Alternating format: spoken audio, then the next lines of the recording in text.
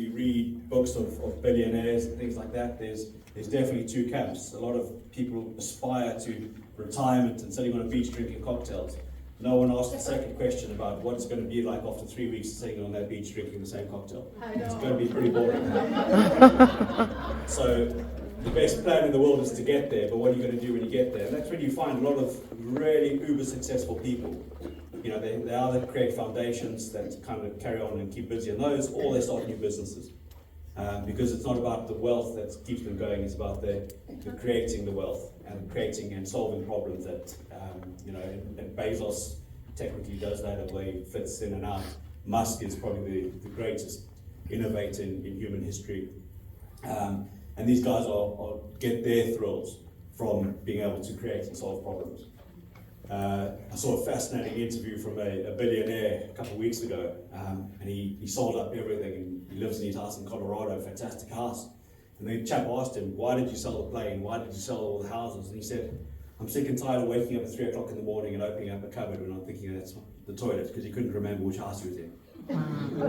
So it just shows, a man who's got everything suddenly falls back to the basics of having a small, comfortable house, not a small house, a comfortable house, surrounded by people he loves and knows what he's doing. So chasing dreams is great, but you've got to have a sense of realism and, again, putting a plan in place.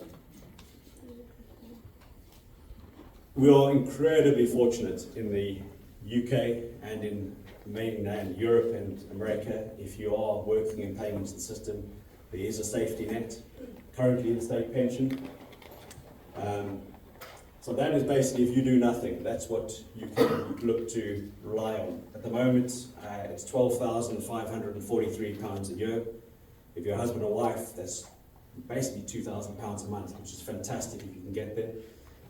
You need 35 years of national insurance contributions. So anyone who started their life around 2 in the UK, you can look at catching up if you can, if you fell within certain time frames.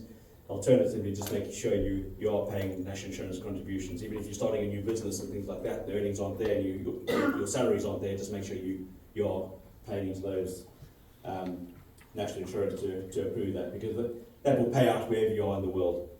You may not get an increase if you're in certain parts of the country, so it'll just be fixed when you leave the UK, but it is your money effectively at the end of the day. Currently it's age 66 for some people, 67 in next year, and anyone born after 1978 is going to be 68, and if I'm totally honest with everyone, it's likely going to be 70, 71, 72 by the time I'm 46. By the time I get to state pension age, it's going to be later. It probably won't go down, but it's what you can buy with that money that will definitely count. And this just highlights the point of basically the wider theme of making a plan, and secondly, putting the right steps in place with your plan to invest. This highlights, if anyone can't read it, it's just showing the price of milk from 1920 down to 2006. So in 1920 you got 4 pints, I've never understood pints, 2 litres there or thereabouts.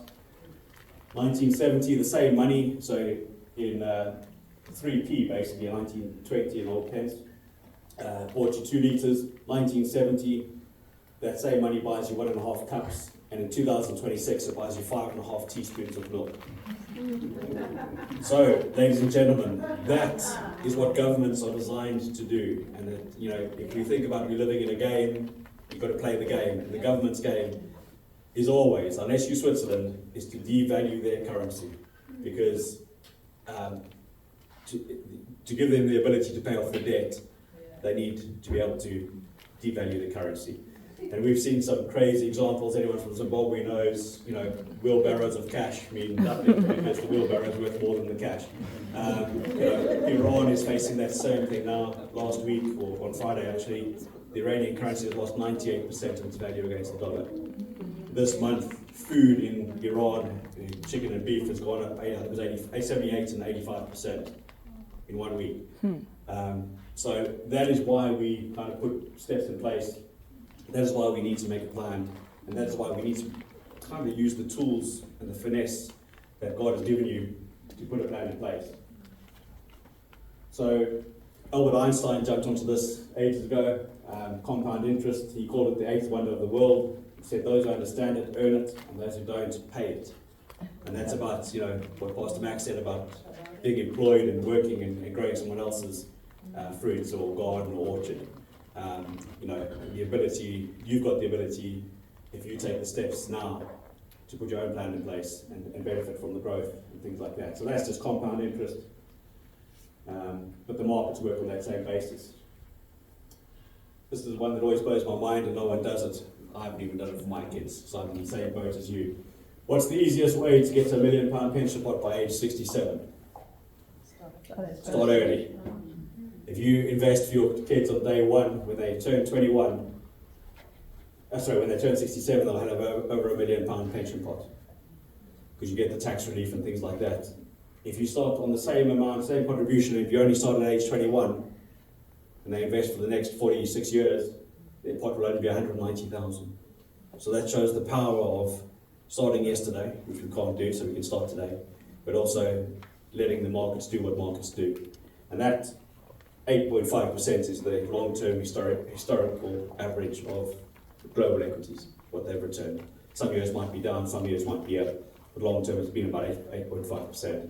So this isn't magic, this isn't saying we can do things or markets do things that smoke and mirrors. This is practical, hard, empirical evidence. Again, as humans, temptation, greed, all of these things come in, chasing the easy win. We aren't designed for long-term investing. We're always looking for the quick win, we're always looking for the easy way out. And that's the temptation element to say, is it worth it? I always try to give one piece of advice to people if they're going to leave and take something home with them. There's no such thing as a free lunch. If you get an email, it used to be a prince from Nigeria, where's they've gotten on to that no longer works. They are sophisticated schemes now, guys. They are, in their own right, they are multi-million pound businesses that are scamming people. So there's no such thing as a free lunch. Anyone here jump on the Bitcoin thing early days?